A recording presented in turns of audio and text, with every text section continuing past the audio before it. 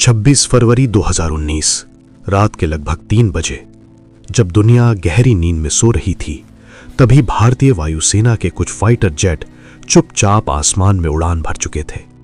उनका लक्ष्य था पाकिस्तान के अंदर करीब 80 किलोमीटर दूर बालाकोट का एक आतंकी कैंप। यह मिशन इतना गुप्त था कि बहुत कम लोगों को इसके बारे में पता था।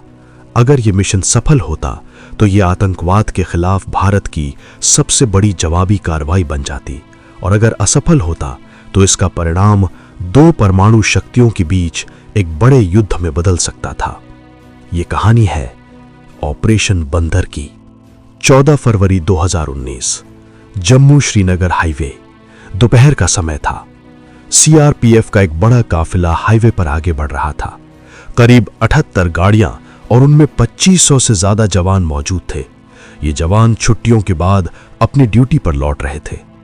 सड़क पर सब कुछ सामान्य लग रहा था, लेकिन कुछ ही मिनटों में सब कुछ बदलने वाला था। अचानक एक सफेद रंग की कार तेज रफ्तार से काफिले की तरफ बढ़ी। किसी को कुछ समझ आता उससे पहले ही वो कार सीआरपीएफ की बस से जा टकराई, और अगले ही पल एक भयानक धमाका हुआ। इतना जोरदार धमाका कि पूरी सड़क हिल गई। धुएं का एक विशाल गुबार आसमान में उठ गया। बस के टुकड़े सैकड़ों मीटर दूर तक फैल गए। चारों तरफ सिर्फ धुआं, आग और चीखें थीं। ये एक आत्मघाती हमला था। हमलावर ने करीब 300 किलो विस्फोटक कार में भर रखा था। उस दिन भारत ने अपने 40 से ज्यादा बहादुर जवानों को खो दिया। पूरा देश शोक और गुस्से में डूब गया। यह सिर्फ एक हमला नहीं था, यह पूरे देश के दिल पर हमला था। कुछ ही घंटों बाद आतंकी संगठन जैश ए मोहम्मद ने इस हमले की जिम्मेदारी ले ली। इस संगठन का सरगना था मसूद अजहर। भारतीय खुफिया एजेंसियों ने जांच शुरू कर दी।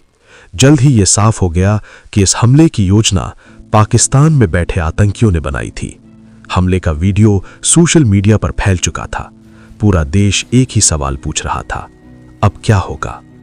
क्या भारत सिर्फ निंदा करेगा या जवाब देगा? पुलवामा हमले के बाद पूरा भारत गुस्से में था। लोग सड़कों पर उतर आए। हर जगह एक ही आवाज थी, शहीदों का बदला लो। टीवी चैनलों पर दिन रात चर्चा हो रही थी। सोशल मीडिया पर लाखों लोग न्याय की मांग कर रहे थे। लेकिन सरकार जानती थी कि जल्दबाजी में लिया गया फैसला स्थिति को और खतरनाक बना सकता है। इसलिए दिल्ली में लगातार बैठकें शुरू हो गईं। प्रधानमंत्री, राष्ट्रीय सुरक्षा सलाहकार, सेना प्रमुख, वायुसेना प्रमुख और खुफिया एजेंसियों के अधिकारी सब एक ही सवाल पर चर्चा कर रहे थे, जवाब कैसे दिया जाए। कई विकल्पों पर विचार किया गया। सीमा पर सैन्य कार्रवाई, सर्जिकल स्ट्राइक या एयर स्ट्राइक। लेकिन इस बार भारत को ऐसा जवाब देना था जो पूरी दुनिया को संदेश दे सके। तभी एक योजना सामने आई, एक गुप्त एयर स्ट्राइक। लक्ष्य था पाकिस्तान के बालाकोट में मौजूद एक बड़ा आतंकी ट्रेनिंग कैंप। यह कैंप घने जंगलों और पहाड़ों के बीच बना हुआ था। यहां आतंकियों को हथियार चलाने, घुसपैठ करने और आत्मघाती हमले करने की ट्रेनिंग भी जाती थी। लेकिन समस्या ये थी कि ये जगह पाकिस्तान की सीमा के काफी अंदर थी। अगर भारत हमला करता तो ये एक बहुत बड़ा जोखिम होता। फिर भी फैसला लिया गया, हमला होगा। इस मिशन को दिया गया नाम ऑपरेशन बंदर। यह नाम हिंदू धर्म ग्रंथों से प्रेरित था, जिसमें भगवान राम की सेना ने समुद्र पार करके लंका तक पहुंची थी। उसी तरह भारतीय वायुसेना को भी सीमा पार जाकर दुश्मन के ठिकानों को निशाना बनाना था। लेकिन यह मिशन बेहद खतरनाक था। अगर पाकिस्तान को इसकी भनक लग जाती तो भारतीय विमानों को मार गिराया जा सकता था। इसलिए मिशन की तैयारी पूरी गोपनीयता में शुरू हुई। भारतीय वायुसेना ने इस मिशन के लिए चुने डसॉल्ट मिराज 2000 फाइटर जेट। ये वही विमान थे जिन्होंने 1999 के कारगिल वॉर में अपनी ताकत साबित की थी। इन विमानों की खासियत थी अत्यधिक सटीकता और लंबी दूरी तक हमला करने की क्षमता। पायलटों को विशेष ब्रीफिंग दी गई। उन्हें बताया गया लक्ष्य कहां है, हमला कैसे करना है और सबसे महत्वपूर्ण, सुरक्षित वापस कैसे लौटना है। एयरबेस के कमरे में पायलटों की बैठक चल रही थी। कमरे में बड़ी स्क्रीन पर बालाकोट का नक्शा दिखाया जा रहा था। इंटेलिजेंस ऑफिसर आतंकी कैंप की जानकारी दे रहे थे। उन्होंने बताया कि यह कैंप करीब 300-400 आतंकियों की ट्रेनिंग का केंद्र है। यहां जैश ए मोहम्मद के सबसे खतरनाक आतंकी मौजूद है।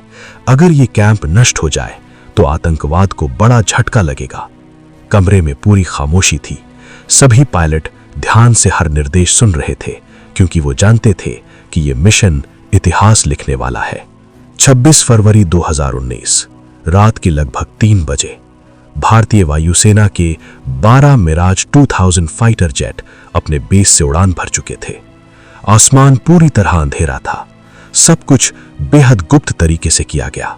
रडार से बचने के लिए विमान बेहद कम ऊंचाई पर उड़ रहे थे। कुछ ही देर में वो लाइन ऑफ कंट्रोल के करीब पहुंच गए। अब मिशन का सबसे खतरनाक हिस्सा शुरू होने वाला था। पायलटों को आदेश मिला, टारगेट कंफर्म्ड, प्रोसीड। और अगले ही पल भारतीय फाइटर जेट तेजी से पाकिस्तान की सीमा में घुस गए। सब कुछ ही मिनटों में हो रहा था। पायलटों ने अपने टारगेट को लॉक किया। बालाकोट का आतंकी कैंप अब उनके सामने था। और फिर पायलटों ने अपने विमान से छोड़े स्पाइस 2000 प्रिसिजन गाइडेड बॉम्ब्स। ये बॉम्ब जीपीएस और सेंसर से निर्देशित होते हैं। इनकी सटीकता इतनी होती है कि ये सीधे लक्ष्य पर जाकर गिरते हैं। कुछ ही सेकंड में पहला बॉम्ब गिरा, फिर दूसरा, फिर तीसरा, और देखते ही देखते पूरी पहाड़ी धमाकों से गूंज उठी।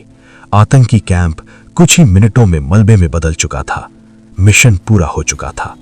हमले के तुरंत बाद भारतीय फाइटर जेट तेजी से वापस मुड़ गए। पाकिस्तान की वायुसेना अब अलर्ट हो चुकी थी, लेकिन तब तक भारतीय विमान सीमा पार कर चुके थे।